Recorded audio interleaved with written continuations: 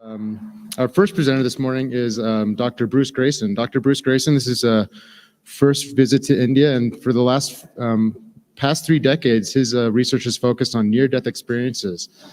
His work has resulted in more than 80 presentations and 100 publications in academic and medical journals. He is the Chester Carlson Professor of Psychiatry and Neurobehavioral Studies and the Director of the Division of Perceptual Studies at the University of Virginia. And he's also a Distinguished Life Fellow of the American Psychiatric Association. So please, everybody, welcome Dr. Bruce Grayson.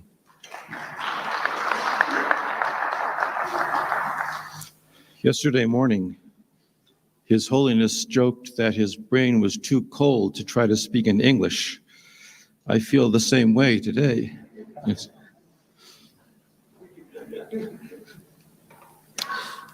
I want to start by thanking Geshe Lakhdar and Bryce Johnson for organizing this conference and keeping everything running so smoothly.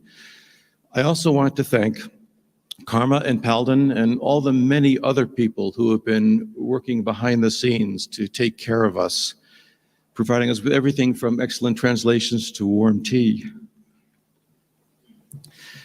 Yesterday, we focused on some very, very big questions. Is there consciousness in other galaxies? What was the origin of consciousness? What is it like to be a bat or an octopus or a tree? This morning, I want to shift the focus to an easier question. What is it like to be a human being? Most Western scientists assume that consciousness is produced in some way by the brain. There is, of course, a lot of evidence for that position.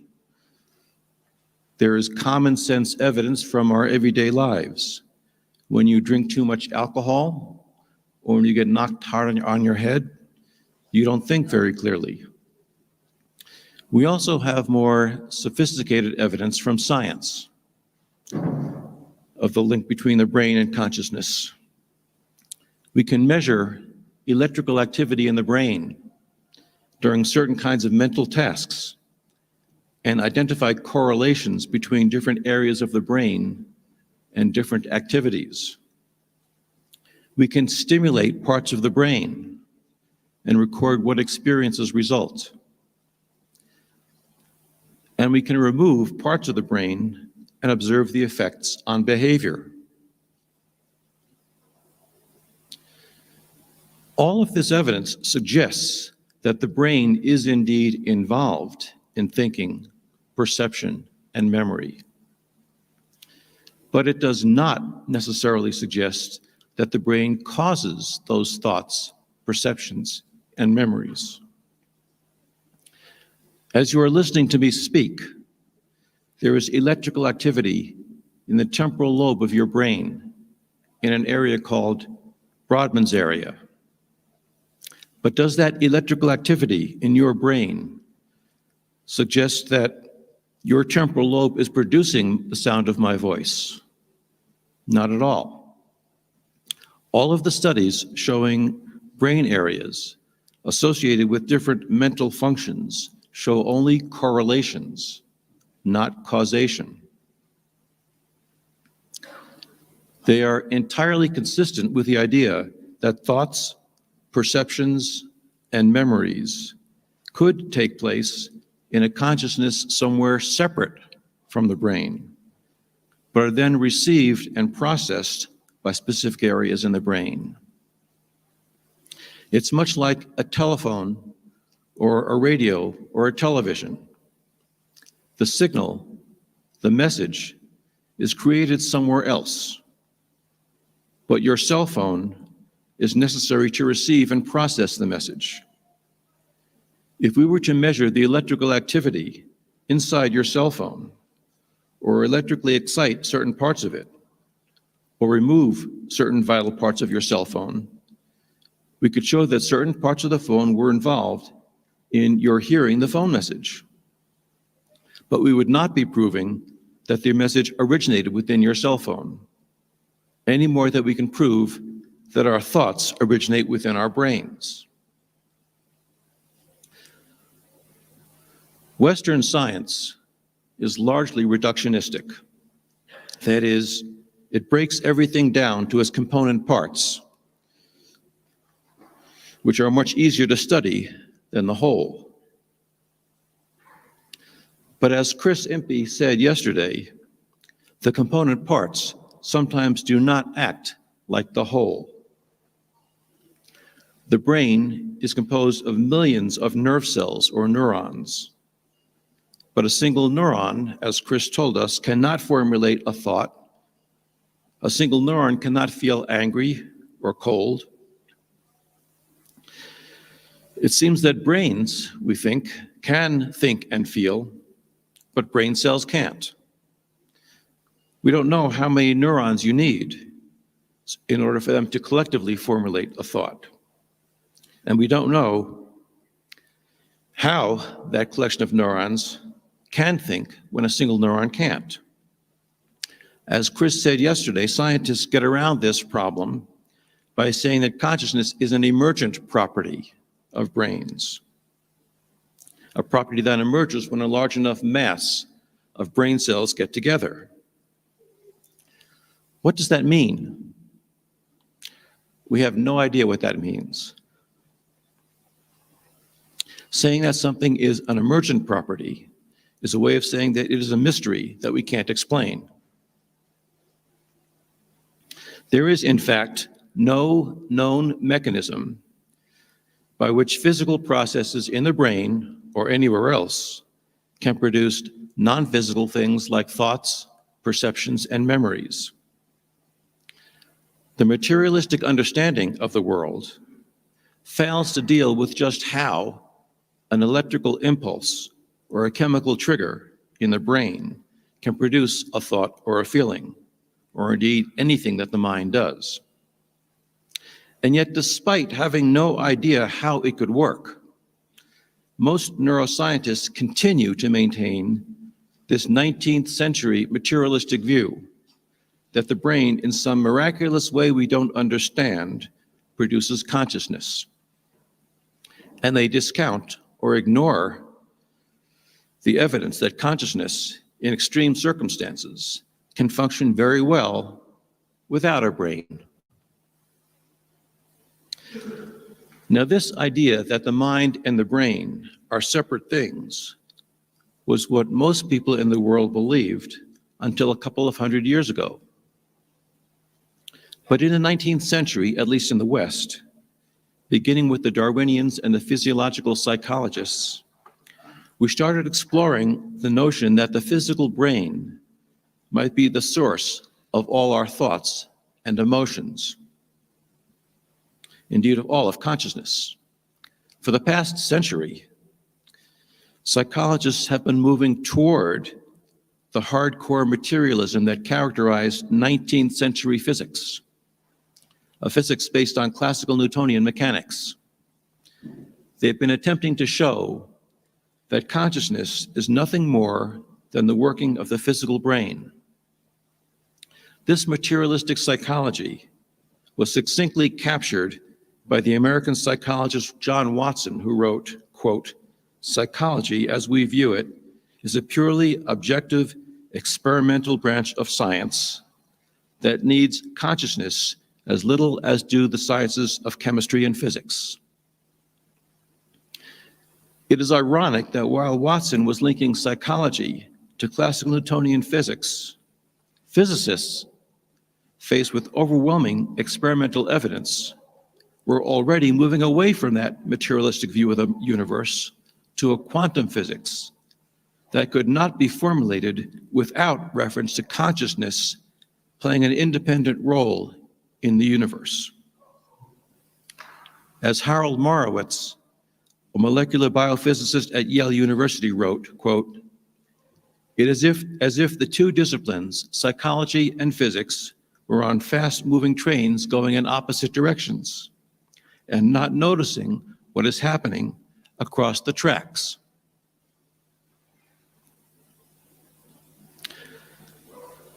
Just as the materialistic idea that the brain produces the mind is a reasonably good model for our everyday lives, so too classical Newtonian physics was a reasonably good model for everyday objects moving at everyday speeds. It was only when physicists started investigating extraordinary circumstances about 100 years ago involving objects approaching the speed of light or the behavior of microscopic wave particles that we saw the limitations of the classical Newtonian model and the need for new paradigms. The result was the development of quantum physics, which explained the world in ways that classical Newtonian physics could not. But the price physicists paid in developing quantum physics was to acknowledge consciousness as a fundamental aspect of existence, independent of matter. So too with the question of the mind-brain relationship. It is only when we look at extraordinary circumstances of mental function, such as what happens when we approach death, that we see the limitations of the materialistic model of mind-brain identity and the need for a different paradigm.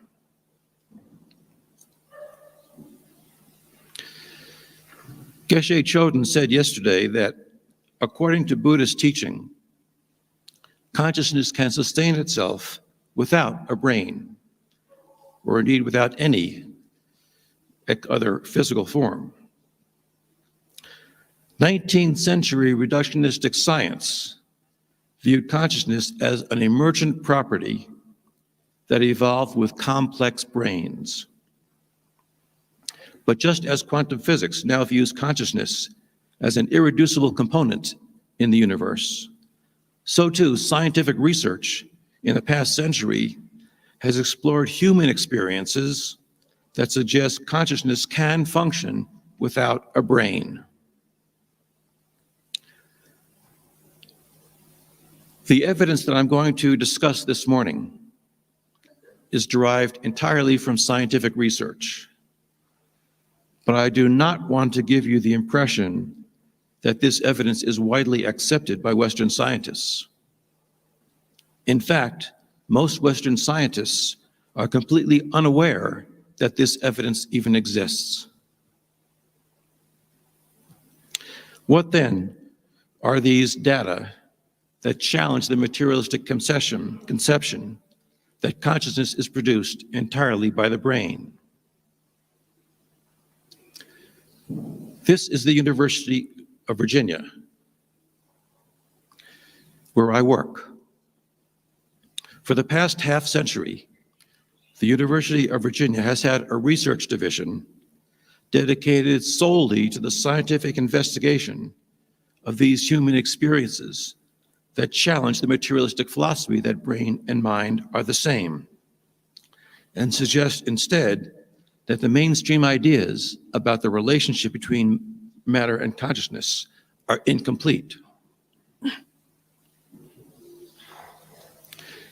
In the mid-1960s, Chester Carlson, a wealthy American inventor who invented the first photocopy machine, which he called the Xerox machine, started giving away his fortune. He told his wife that his one remaining ambition in life was to die a poor man. His wife introduced him to Buddhism, and he went on to fund several Buddhist centers in New York, including the Rochester Zen Center, led by Philip Kapleau, and the Dai Bosatsu Zendo Kangoji Zen Monastery, led by Edo Tai Shimano. For his good works, Chester Carlson was given the Dharma name Daitoku-en Zenshin Carlson Koji. But Carlson was also a scientist, trained as a physicist, and he wanted to support a bridge between Buddhism and Western science. He had heard about very young children in India who appeared to remember their past lives, and he searched for a Western neuroscientist who was interested in investigating these children. He found an eager disciple in Ian Stevenson, the chairman of the Department of Psychiatry at the University of Virginia. Carlson donated to the university the funds to establish our research division. And with Carlson's financial and moral support, Professor Stevenson resigned as chairman of the department to devote himself full-time to the scientific study of these children who seemed to recall past lives and to other human experiences that suggest that consciousness may at times function without the use of a physical brain. As it happened, shortly thereafter, His Holiness, the Dalai Lama, began periodic visits to the University of Virginia to visit Jeffrey Hopkins, a professor of Tibetan Buddhist studies, who served as His Holiness's chief translator in English until 1989. In this photo, you can see Professor Hopkins, Professor Stevenson, and His Holiness at the University of Virginia in 1979. I had worked with Professor Stevenson since the early 1970s, when I was training to be a psychiatrist at the University of Virginia. Under his mentorship, I studied a variety of human experiences that suggested consciousness functioning separate from the brain. But I focused primarily on near-death experiences, the complex experiences that some people have on the threshold of death, when the brain is shutting down. 10 years ago, Professor Stevenson retired, and I succeeded him as director of our research division. So what are these experiences that challenge the prevailing materialistic paradigm that consciousness cannot exist without a functioning brain? There are 4 lines of evidence that I wish to discuss with you this morning. These are, first, the unexplained recovery of consciousness among people who have been unconscious for prolonged periods of time, in the moments or days before their death. Second, the complex consciousness among people who have minimal brain tissue. Third, surprisingly complex consciousness in near-death experiences when the brain is not functioning or functioning at a greatly diminished level. And finally, young children who recall accurate details of a past life. The first challenging phenomenon I want to discuss is the surprising recovery on the deathbed of mental functions that had long been lost. This unexpected return of mental clarity and memory shortly before death in patients suffering from severe neurologic or psychiatric disorders has been reported in the Western medical literature over the past 250 years, but has received little attention.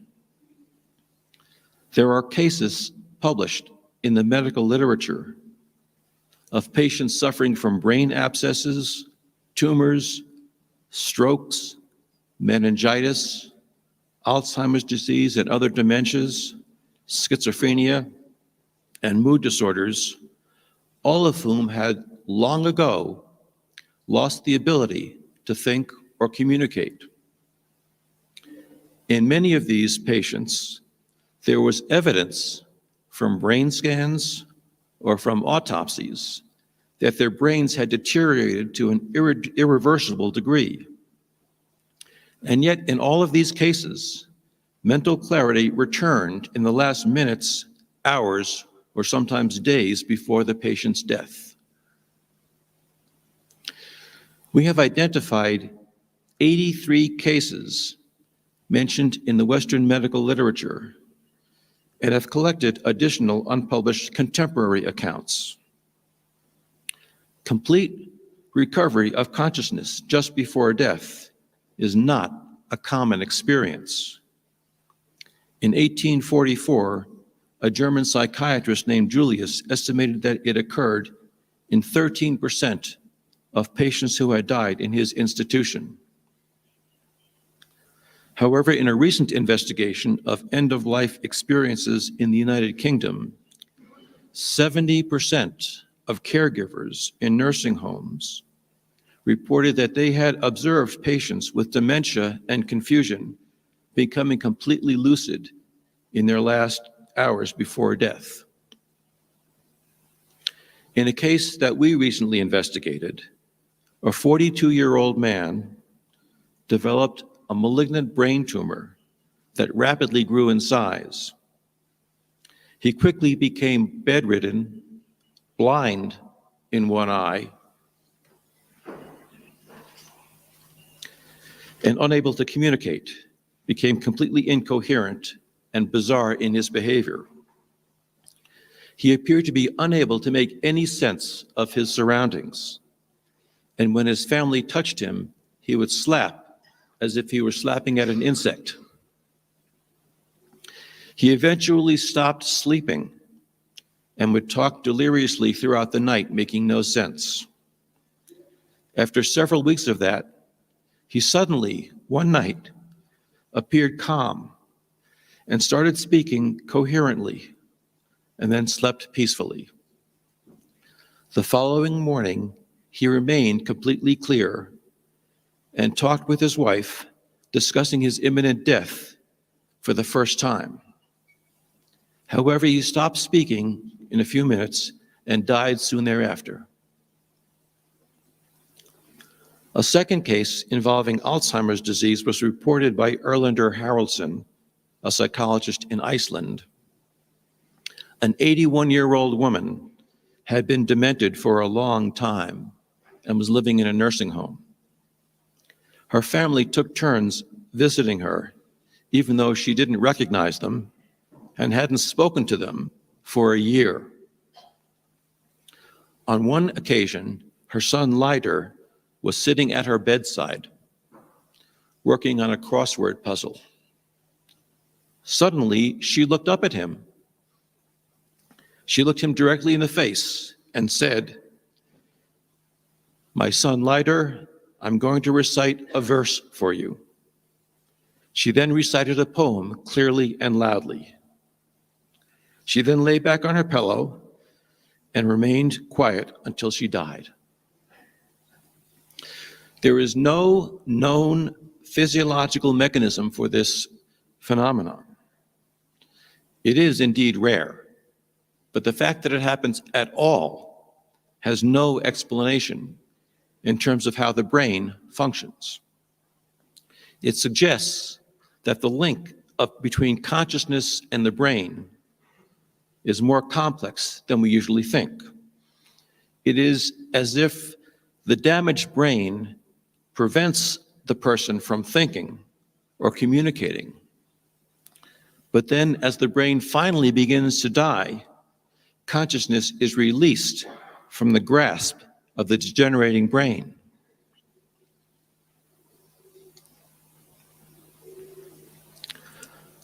Another challenging phenomenon is the presence of normal or even high intelligence in people who have very little brain tissue. There are, again, rare but surprising cases of people who seem to function normally in life, with normal intelligence and normal social function, despite having virtually no brain at all. In one case, published in 2007, a high school honor student who had been accepted into Smith College underwent surgery after she was injured and knocked unconscious in an automobile accident. An X-ray of her head just before surgery revealed that she had no cerebral cortex at all. She had just a brainstem inside her skull. And when the surgeon opened up her skull to operate, that is exactly what he found, just a brainstem with no cerebral cortex. Now, our best understanding of the normal brain is that the brainstem relays motor and sensory signals to the cerebellum and the spinal cord and integrates heart function, breathing, level of wakefulness, and other animal functions. But the brainstem does not have the connections to perform higher cognitive functions like thinking, perceiving, making decisions, and so on.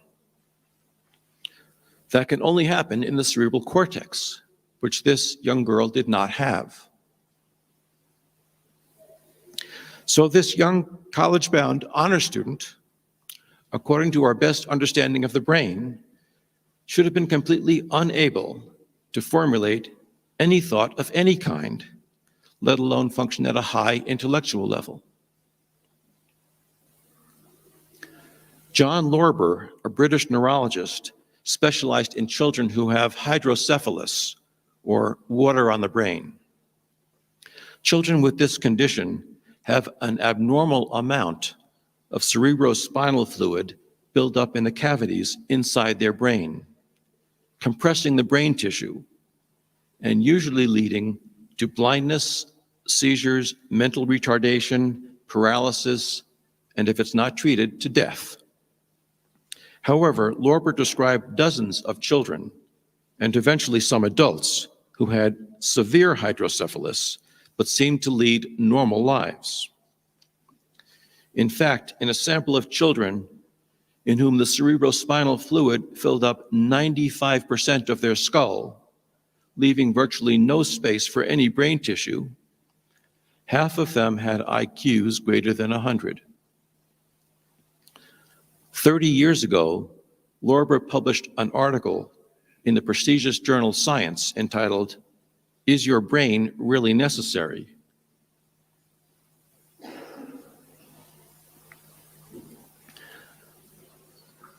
The brain scan on the left of this slide is a normal brain. The gray area is the cerebral cortex, the part of the brain that thinks. And the black area in the very center is the cerebrospinal fluid in the central cavity.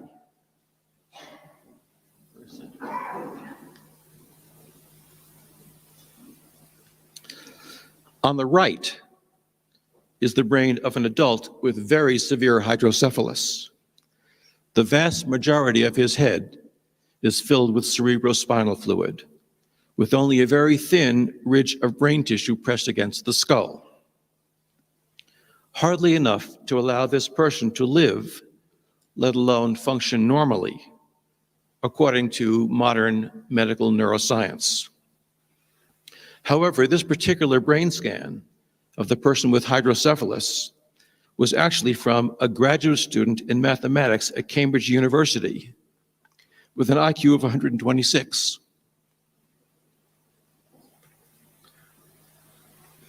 Some of the best evidence of consciousness functioning independently of the brain comes from near-death experiences.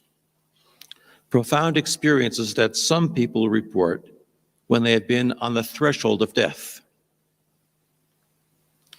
Of course, there was a Tibetan tradition of people called dalogs who have returned from death to describe what they've experienced. Their experiences are in some ways similar to the near-death experiences that I am talking about.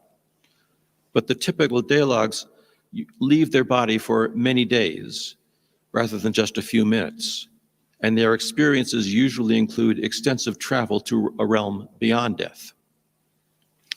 The near-death experiences that I am talking about are very brief accounts of people who have been clinically dead, but are then resuscitated or revived spontaneously after a brief interval with memories of what they experienced during that period. They typically report exceptional mental clarity, vivid sensory imagery, a clear memory of the experience, and an experience that is more real than their everyday life. All of this occurring under conditions of drastically altered brain function, under which the materialistic model would say that consciousness is impossible.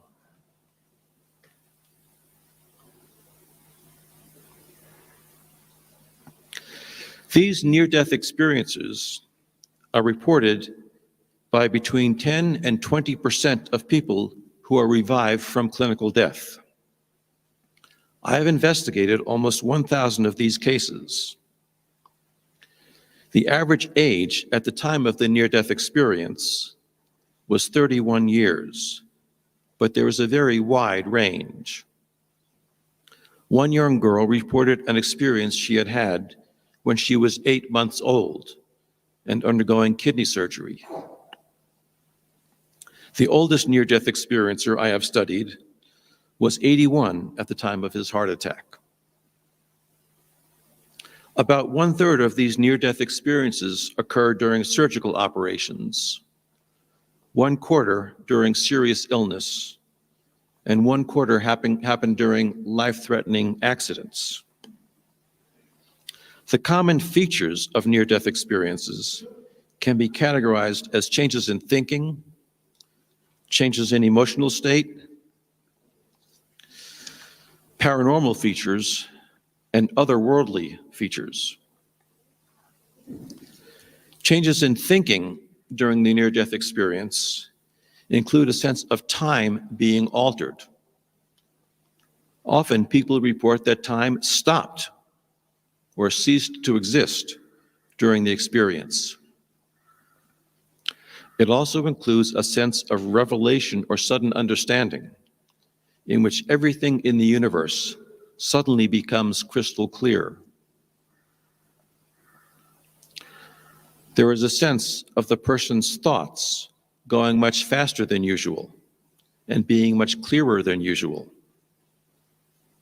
And finally, there was a life review or panoramic memory in which the person's entire life seems to flash before them.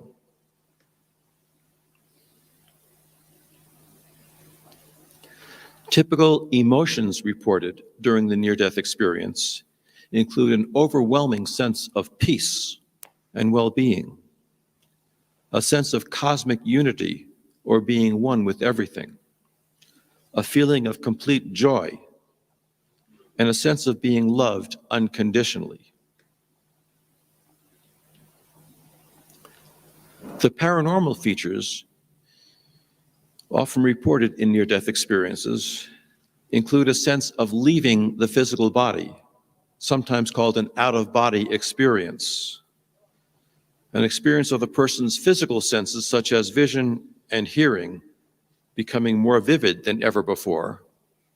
Sometimes people report seeing colors and hearing sounds that do not exist in this life. And a sense of extrasensory perception, knowing things beyond the range of the physical senses, such as things that are happening at a remote location. And finally, visions of the future. Finally, many people report that in their near-death experiences, they entered some other unearthly world or realm of existence. Many report that they came to a border they could not cross, or a point of no return, that if they had crossed, they would not be allowed to return to life. Many report encountering some kind of mystical or divine being, and some report seeing deceased spirits, often loved ones who had died previously, who seemed to be welcoming them into another realm, or in some cases, sending them back to life. One of the things about near-death experiences that interests me most as a psychiatrist is the profound after effects.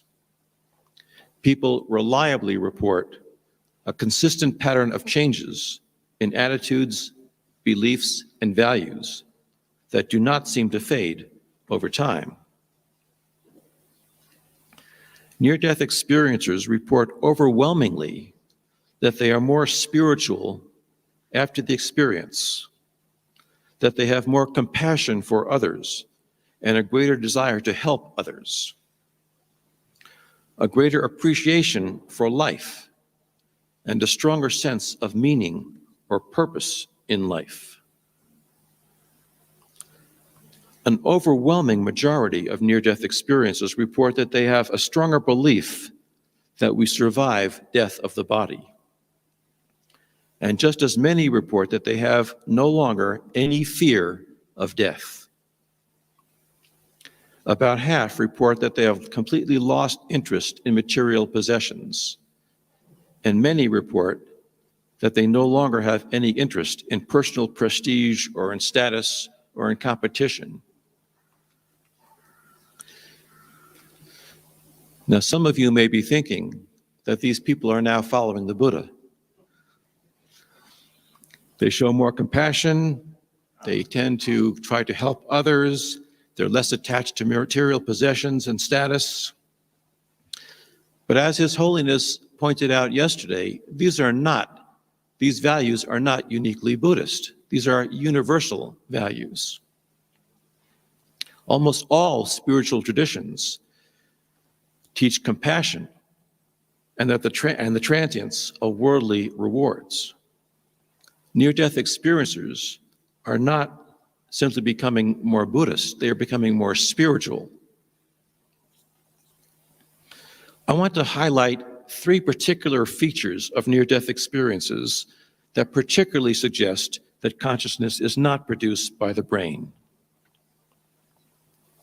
These 3 features of near-death experiences are: first, clear thinking, perception, and memory while the brain is incapacitated.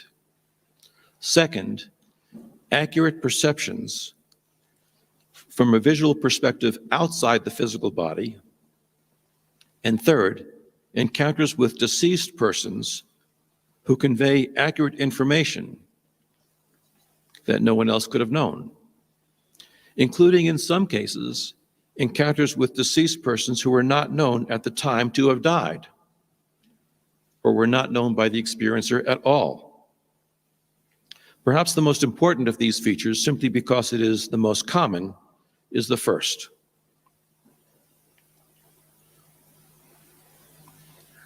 Among several hundred near-death experiencers that I have studied, 47% report that their thinking during the experience is clearer than it is in their normal waking state. In addition, 38% report their thinking is faster than usual. 29% describe their thinking as more logical than usual. And 17% say they have more control over their thoughts than they usually do. Furthermore, an analysis of their medical records shows that mental functioning is significantly better in those people who come closest to death. Moreover, many experiencers report that during their near-death experience, they had a panoramic life review, not just single brief images that can be evoked by electrical stimulation of the brain, but elaborate events, sometimes from the entirety of that person's life. Let me give you an example of clear thinking during a near-death experience. A 25-year-old nurse had become deeply depressed and decided to end his life by taking a suicidal overdose. He took some medication from the hospital where he worked. After taking the overdose, he lay down on his bed expecting to die. Instead, he became quite ill, with nausea and painful stomach cramps. He then decided to telephone for help. So he got up out of his bed and tried to walk to the telephone. However, by now he was quite sedated and confused from the overdose, and he had great difficulty standing and walking.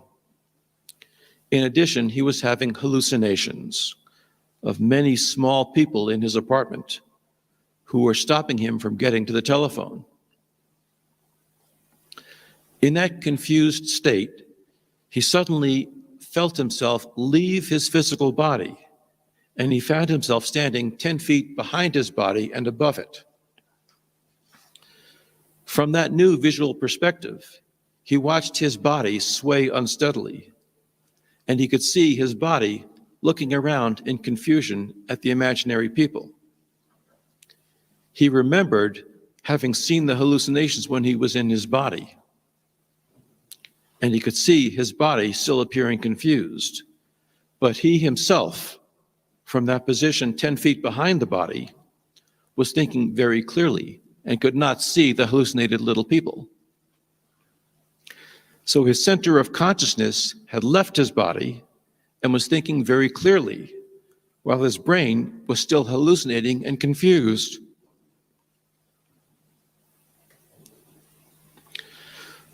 Another important feature that challenges the materialistic model of consciousness and the brain is being out of the body and accurately perceiving things that one could not see normally.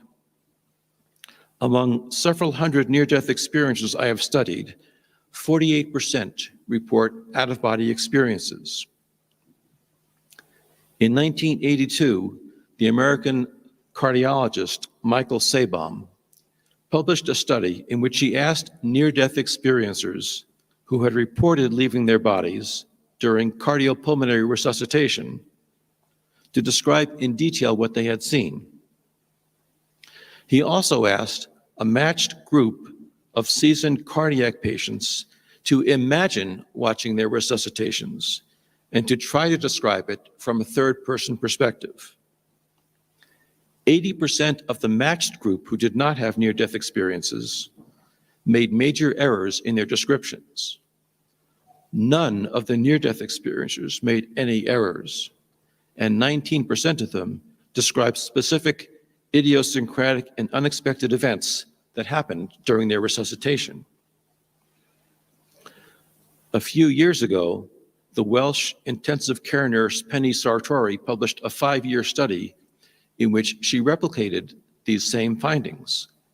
She found that all the near-death experiencers who claimed to have left their bodies described accurate resuscitations scenarios, whereas all of the cardiac arrest survivors who did not have near-death experiencers gave incorrect descriptions of the equipment and the procedures.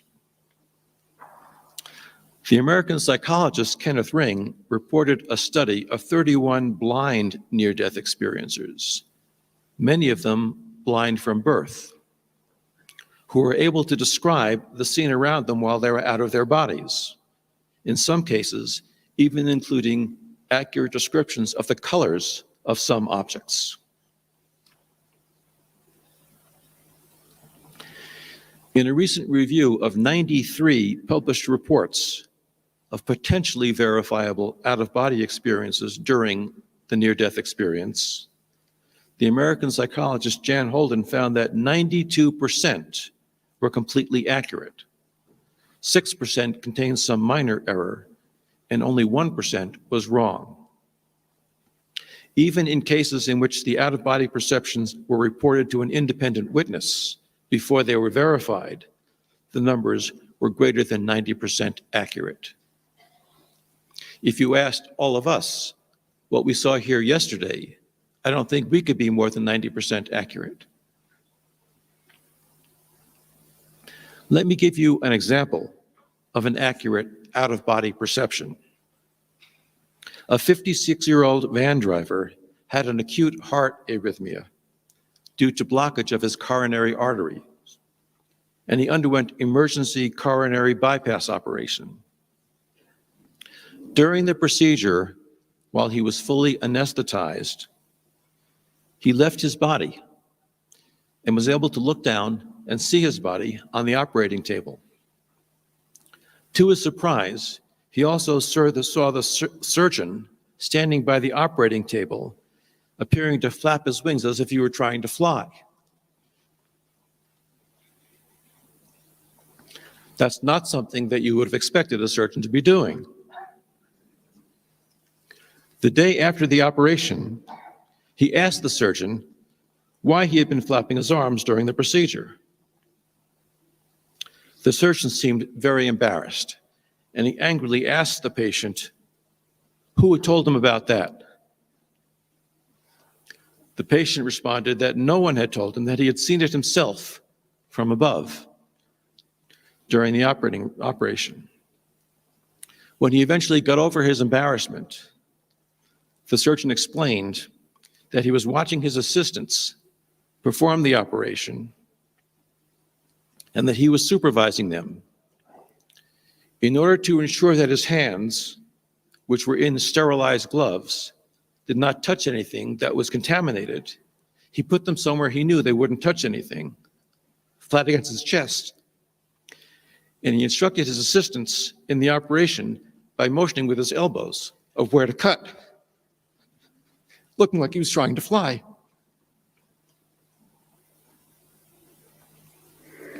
Finally, among several hundred near-death experiences I have studied, 42% reported meeting recognizable deceased acquaintances in their near-death experiences. These encounters were more likely to be reported the closer the person has come to death. In 33% of these cases, the person was not someone that the experiencer wanted to see or expected to see, but was instead someone else, someone they didn't necessarily want to see. That would be surprising if these visions were hallucinations that were caused by someone's expectations and wishful thinking. Most impressively, some of these deceased persons seen during the near-death experience were people who were not known to be dead at the time. Let me give you an example. An American pediatrician, Dr. K.M. Dale, treated a 9-year-old boy with meningitis who hovered near death for 36 hours before his fever finally broke.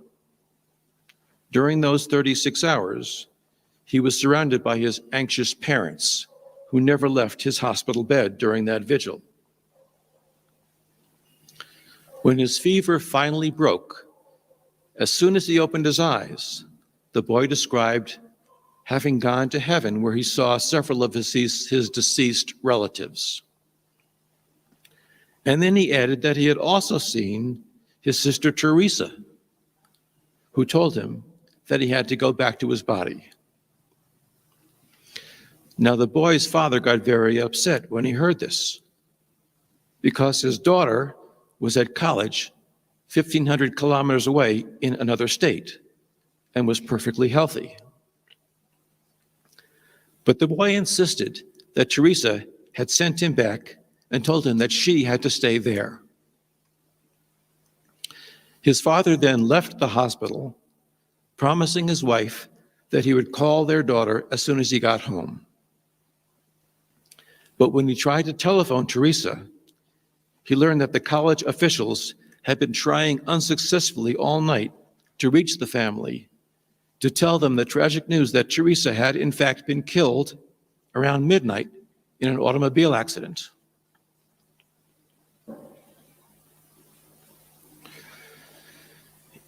Even more impressively, sometimes the deceased person seen in the near-death experience was someone the experiencer had not known even existed. The Swiss-American physician Elizabeth Kubler-Ross published the account of a girl who had a near-death experience during heart surgery, and later said she had met her brother, although as far as she knew she never had a brother.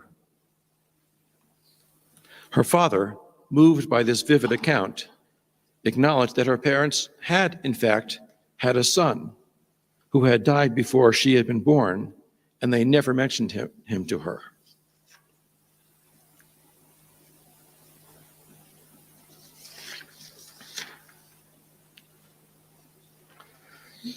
Now, of course, if consciousness is produced by the brain, then when the brain dies, consciousness ends. It cannot continue into another incarnation. So if some of us do remember our past lives, then those memories cannot reside solely in the brain. The final phenomenon I want to discuss with you are these cases that my mentor Ian Stevenson investigated of very young children who claim to remember their past lives. The majority of these children live in societies that have some cultural belief in rebirth, and a great many of those live here in India. To study these children, Stevenson traveled many times to remote villages throughout India to interview these children and their families. Our group at the University of Virginia has studied more than 2,400 cases of these very young children who spontaneously start talking about their past life. About half of these children live in Asia, most of them in India, Burma, Sri Lanka, and Thailand. They usually begin speaking about these past life memories between the ages of 2 and 5 years. And in most cases, those memories tend to fade between the ages of 6 and 9 years. The child gives enough detailed information that we can identify the past life in 60% of these cases.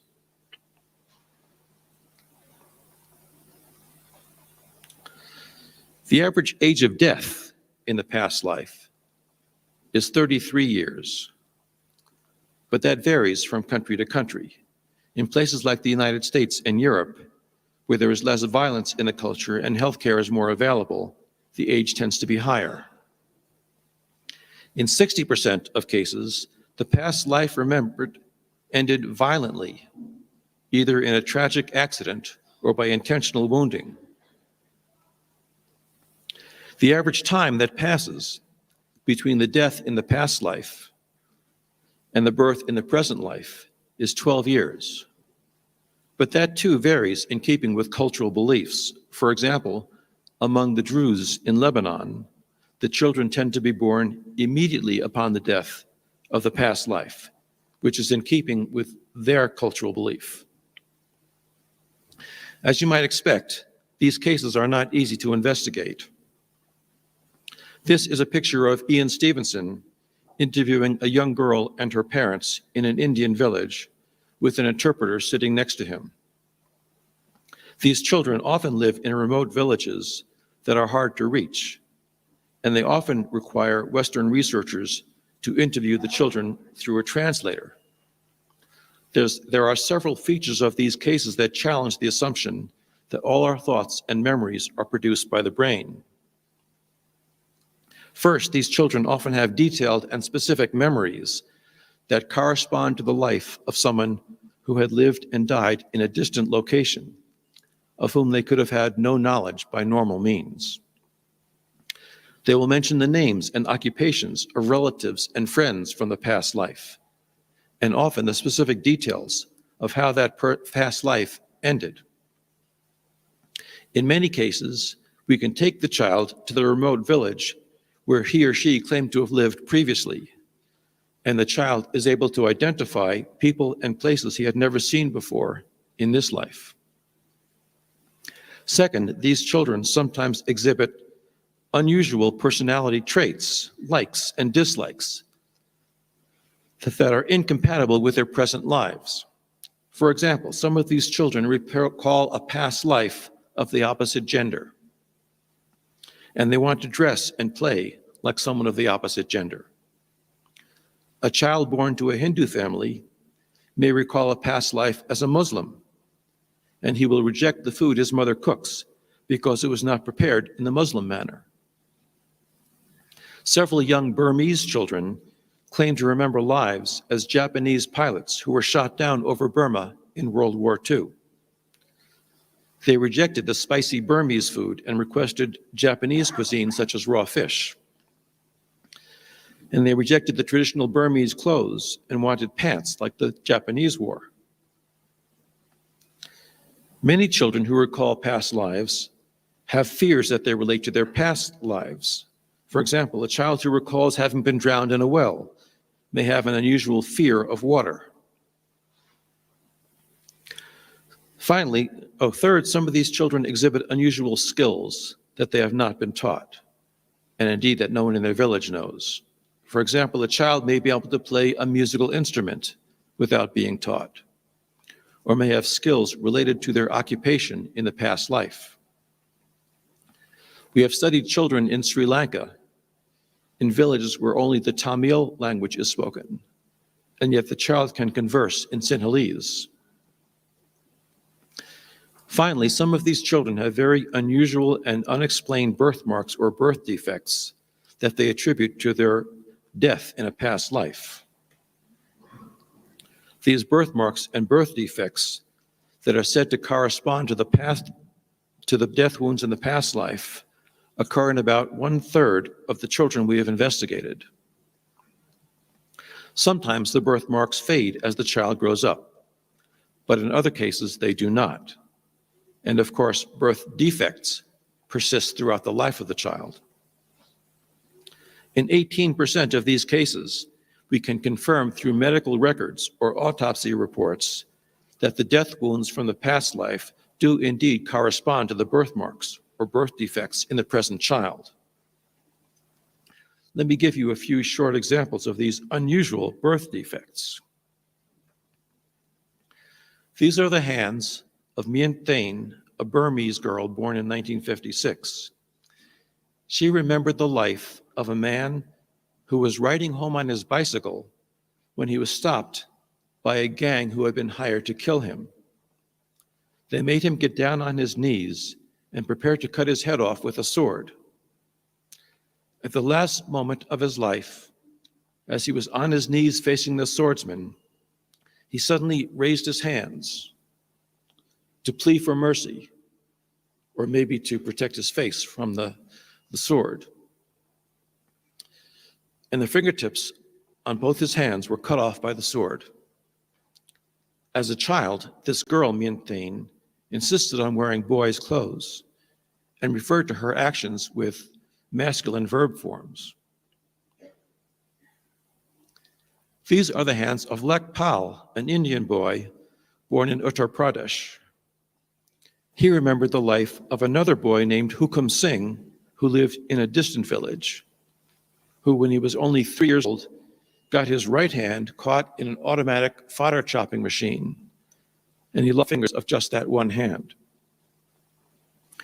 When Lek Pal was eventually taken to the village where Hukum Singh had lived in the past life, he identified the correct location where the accident had taken place, and he also correctly identified the man who was operating the fodder chopper machine when the 3-year-old Hukum Singh had caught his fingers in. This is the back head of a little girl named Jacinta Agbo, born in Nigeria. She was born with this unexplained 3-centimeter wide birthmark that goes completely around her head. There is no physiological mechanism that can explain a birthmark of this type. She remembered the life of a man who had been hit on the head with a club during a quarrel 10 years before she was born. And the man had surgery to drain the blood from his head and reconstruct the broken skull bones. This photo was taken when she was 2 years old. When we interviewed her several years later, she showed definite masculine traits and habits.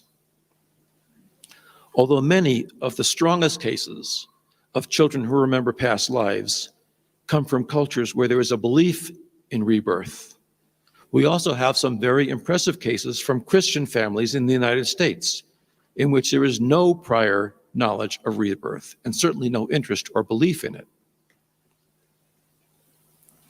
This is a 2-year-old boy named James Leininger, who was born in Louisiana, who seemed to remember being shot down over the Pacific Ocean in World War II nearly 60 years earlier. The boy would often play with airplanes and wake up screaming from nightmares about being trapped in an airplane that was on fire. When he was 3 years old, his mother bought him a toy airplane and pointed out what she thought were bombs under the wings. But little James corrected her, saying that those weren't bombs, they were drop tanks, something she had never heard of. He eventually gave many more details of his past life, saying that he flew an airplane called a Corsair that used to get flat tires frequently, something that military historians confirm is often true of Corsairs.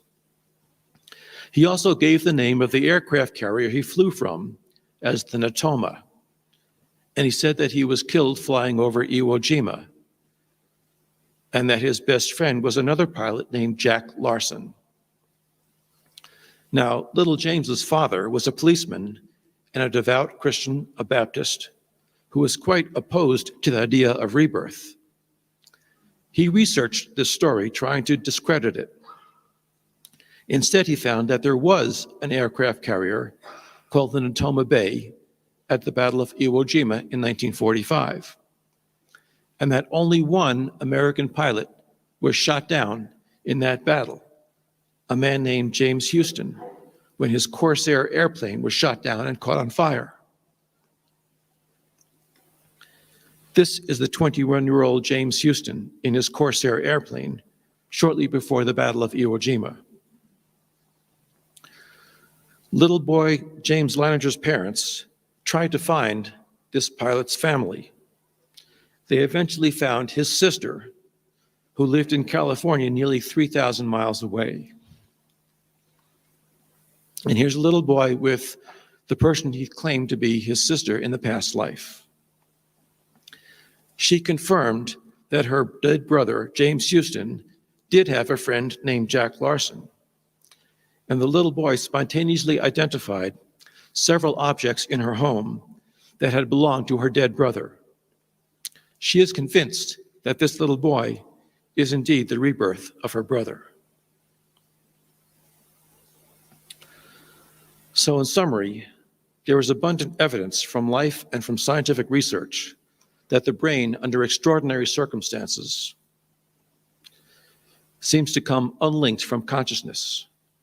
And consciousness can, in fact, function better without the mediation of the physical brain. Again, I want to say that this evidence is not accepted by most American scientists. In fact, is not known by most American scientists. Nevertheless, it is there, and it is reliable and reproducible evidence. We have cases of people whose brain have been deteriorating for years, who suddenly think clearly on their deathbeds. We have people who function normally, sometimes with high intelligence, who have virtually no brain tissue. We have people who during near-death experiences, think more clearly than ever when their brains are not functioning. And we have very young children who can barely speak, who talk about their past lives with accurate details. These phenomena, all well investigated by modern scientific methodologies and building upon decades or centuries of prior research, strongly suggest that under extraordinary circumstances, consciousness can be produced and can function without the intercession of a physical brain. Thank you.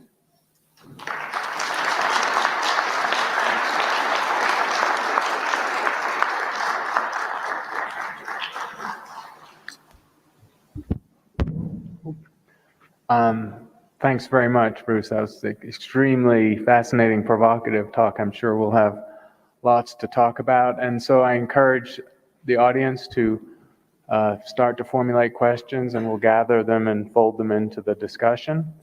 I'm going to take moderator's prerogative to ask a first question. So to me, as a scientist, this is a sociological question.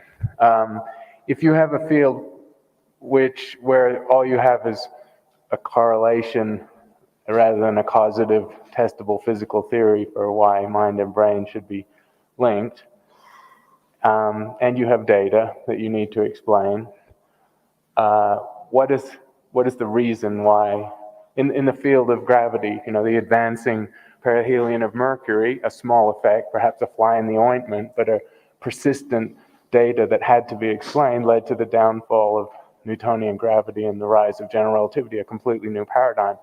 Why, in your view, has no analogous progress been made? It's an excellent question. Is this on? Yeah. That's an excellent question, Chris. Why has no new paradigm come up to explain these data? I think Associated with that, of course, why has the resistance been so relentless? right. There is tremendous resistance among Western scientists to the idea that consciousness and brain are separate, because most of Western science is built on this materialistic model. The materialistic way of looking at things has produced many good things in our society. The problem is that many scientists confuse the materialistic philosophy with the scientific method. And all these great things that we enjoy, the modern technology we enjoy, is a result of the scientific method, not necessarily of the materialistic philosophy. But they've been linked so tightly together for the past several hundred years that it's hard for scientists to think of a science without materialism. Now, that has changed in the last century among theoretical physicists. They study things that can't be seen or felt or measured directly. Particles that are so small and last such a short period of time, they cannot be seen, they cannot be measured. So what they do is they shoot these particles through what's called a bubble chamber, a box full of liquid. And as the particle goes through the liquid, it leaves a trail of bubbles. So you measure the effects of the particle, but you can't measure the particle. You assume that there was a particle there to produce the bubbles. And from the trail of bubbles, you can learn a lot about these particles that can't be seen. In the same way, the things that we're talking about, consciousness, cannot be seen, but it does leave effects. Consciousness leaves a trail of bubbles that we can follow. And through the effects, we can make inferences about consciousness. The reason we don't have a good model to rival materialism is that I think the question is too complicated. We'll get there eventually, but I think, as His Holiness said yesterday, Western science is geared towards studying physical phenomena. It has not even thought about how to approach mental phenomena. And maybe when we combine the 2,000-year-old tradition of meditation and introspection, we will find some way of merging science and consciousness research. Thank you. I'd like to encourage the geshes if they have any questions at this point. Okay.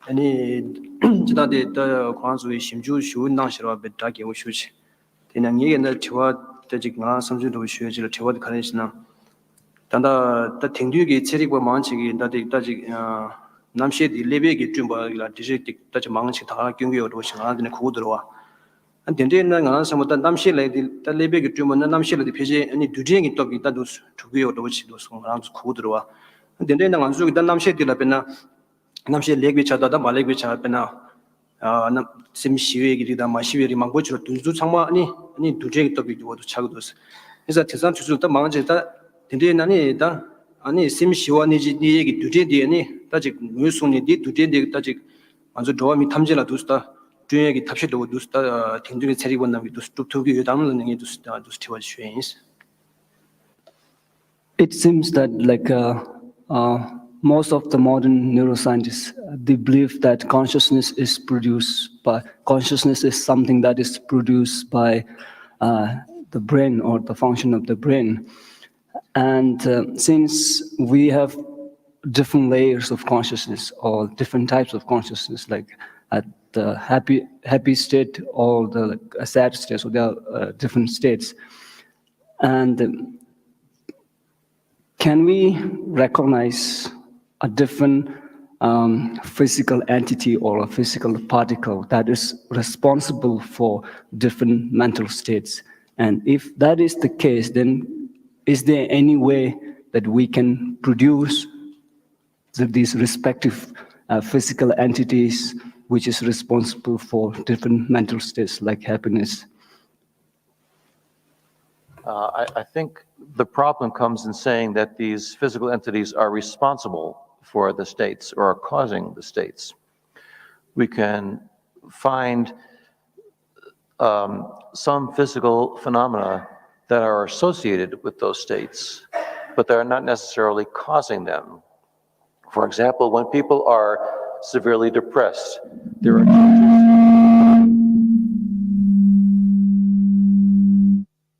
are changes in the neurochemicals in the brain, but it's not clear whether those changes in the neurotransmitters are causing the depression or are the result of depression.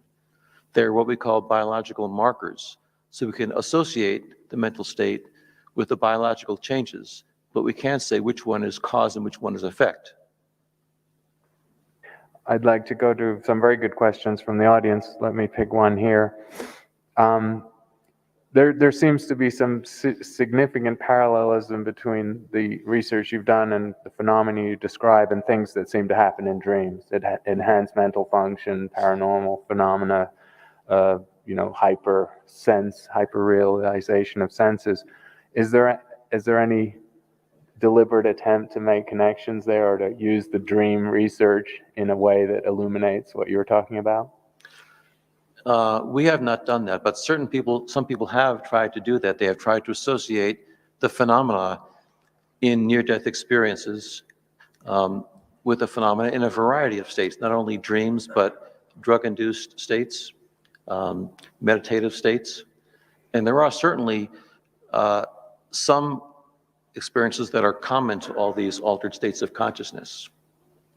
And there are some people who will argue that it doesn't matter how you get to that altered state, whether you do it through sleep, through lucid dreams, through drugs, through hypnosis, through electrical stimulation. Mm-hmm. But we do find that there are some differences. For example, almost everyone who has a near-death experience will be profoundly affected by that change, and they will be transformed in their attitudes, beliefs, and values. People who have the same type of unusual experience in a dream do not necessarily change their lives around. And in fact, if you ask them 10 years later, they may not remember the dream, but they will remember their near-death experience. And a sort of connected question is, what is it about the quality of compression of a near-death experience? I mean, life itself is a near-death experience, but what is it about? I mean, and it sounds like what we really want is near-death in a pill. So we can just all take the pill and be more compassionate and have all these benefits of the near-death experience. Well, that's the American attitude. We want it in a pill. But near-death experience, yes. I think anyone who comes close to death may be changed by that experience. Most people who almost die tend to value their life more highly. But there are many differences between just coming close to death and doing that and having a near-death experience. For example, if you just come close to death but do not have a near-death experience, you usually become more frightened of dying and you become much more cautious. If the doctor tells you to stop drinking, you will stop drinking. If you have a near-death experience, you are not afraid of dying anymore. And paradoxically, that makes you not afraid of living to the fullest. You take more risks. You become much more joyful in your life. That also makes you a lousy patient, because if the doctor tells you to stop drinking, you won't stop drinking because you're not afraid of dying. Any questions from our guests there again, I'm sure.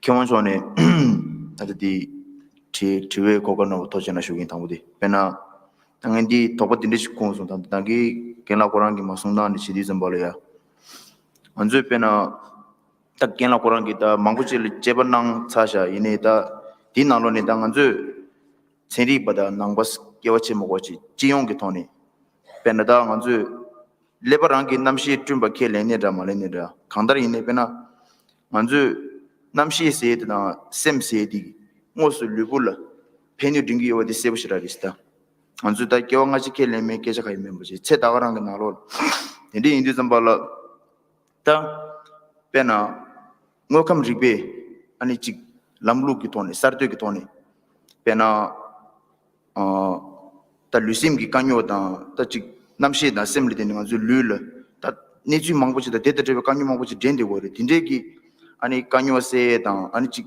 digi twin tap da dinde kan tablam do khari yore wes pena sugyung ki nanglo le pena lujong se da ani chik gomtub da dinde ki wangi ani kangi se da dinde mangbochi gore wes that dindel matembar ani sugyunda tatub the dindel khay matembar ni ngokam rikbe rangi tone ani lusim gi kanyo se da dinde kan tishero din khari yorwes ti korshwe tochena. First of all, I would like to thank you for the presentation and also thank you for the for giving opportunity to ask this question. So it doesn't matter whether the consciousness is produced by the brain or consciousness is something else than the brain or the function of the brain. But what is obvious is that the mind or the consciousness can have effects on our body, and in contemplative traditions, we have methods to deal with mind and brain problems and reduce using mind and for reducing physical discomforts. So other than contemplative traditions from the scientific point of view or from scientific methods, what kind of scientific methods we should adopt to solve these mind-body problems or reduce physical discomforts? Oh, that's an excellent question. I'm hoping that we'll get the answer in this conference. I think most Westerners are aware that there is a long tradition of consciousness research in Eastern cultures that they know nothing about. And they've been reluctant to learn more about it because they are so wedded to their way of thinking. And I understand that consciousness does have strong effects on the body and on health. The problem with getting Western medicine interested in that is there's no profit in consciousness. If you produce a pill or a procedure or a device to affect the body, you can make a lot of money in it. And you can make a lot of money doing research into it. But if you're talking about a contemplative discipline, you don't make much profit. So we are fighting an uphill battle with trying to get the attention of people who fund research to look into this question. But I think it is a place where Western medicine has to go, and that is increasingly becoming popular among the fringes of Western medicine. And I think it's only a matter of time before people see the power of some of the meditative techniques. I'll do another question from the audience about, can you speculate maybe on why it is that the clarity and incidence of the rebirth experience plays out, particularly in the very early childhood stages and then fades? Or is there anything, if it's a universal, if it's a general phenomena, is there anything special about the instances that are found about those people?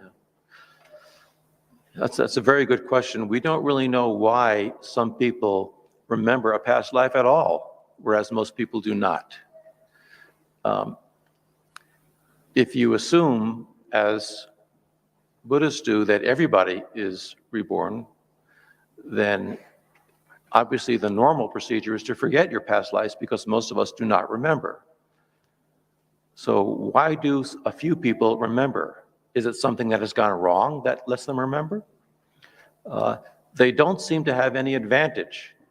It does not seem to be that people who are particularly virtuous remember their past life. The few cases we have suggest that a strong attachment to the past life is one factor. For example, people who were killed prematurely or violently tend to remember their past lives. 70% of cases in some culture ended the past life in a violent manner. Also, some people who have some other strong attachment to the past life, for example, people who were monks in the past life and see themselves in a non-spiritual home may remember the past life as a monk. The children tend to remember it at very early ages, age 2, 3, often when they're in some altered state, when they're sleepy, when they're being given a bath, when they're not engaged in normal activities. And then they will start to remember these things. And they come up sporadically, the memories come up sporadically during the day. As the child gets to be the age to go to school and gets more involved in this life, they tend to forget the past life. And by the time they are 6, 8, 9 years old, they tend to forget. Now, we have done some psychological testing with these children in Sri Lanka, in Lebanon, and in the United States. And if you test these children when they are 2, 3, 4, 5 years old, they have higher IQs than their peers. They have much better verbal skills than their peers. You would think that would make them more successful in life, but it does not continue. If you test them again when they are teenagers, when they are forgotten, they are just like everybody else. They've lost that advantage. We don't know why they remember at all, and we don't know why they don't continue to remember. Now, there are some cases, very few cases, where we have identified the family the child claimed to have been in the past life, and the family has accepted the child and continued to see the child year after year. And in those cases, the memories may persist because of the continued contact with the past family, but those are unusual. A postscript question on this from the panel is, what is your personal view on rebirth? What is my personal view of rebirth? Many of the cases that we have are unexplainable in terms of Western medicine, but they're also unexplainable in the terms of the reincarnation hypothesis. Sometimes you will see two children who seem to remember the same past life. Sometimes you will see a child who remembers the past life of someone who died when the child was 6 months old. So the two lives overlapped. So it is not a clear model that we can follow. When I talk to near-death experiencers, they always say, when they start out explaining their experience, they say, first, words cannot explain my experience. I cannot describe it for you. And then I say, that's great, tell me all about it. So we force them to tell us what they experienced, and we know that they're not telling us what they experienced. They're putting it into words, things that don't fit into words. And I think the same is true of these rebirth memories. What actually happens is something that our brains cannot understand. So the models that we come up with do not really approach the reality. So if you ask me what I believe, I say that what happens after death is something that I can't possibly understand while I'm in this brain. I'd like to thank Bruce and the panel to an extraordinary session, actually. Thank you.